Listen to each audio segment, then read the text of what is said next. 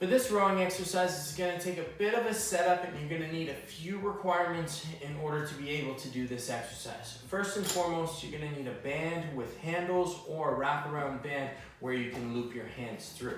Secondly, you need a bench that has a bit of a ledge to it so that you can wrap the band underneath the ledge. And then lastly, what we want to do, so I'm going to wrap my band underneath that ledge, and then I'm going to sit down, and I need somewhere where I can support my feet.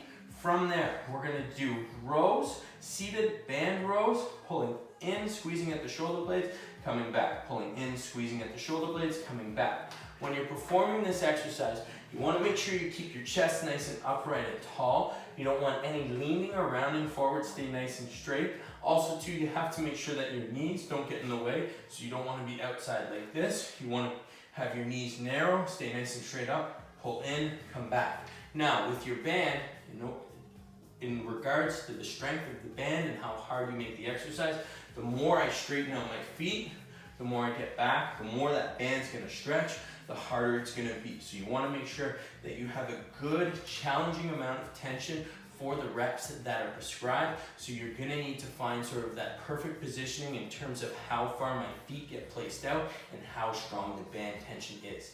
If you can't perform this exercise due to any setup requirements that you may or may not have, then simply perform bent over rows on the bench in a 3-point position where you're pulling up and using a dumbbell instead of the band.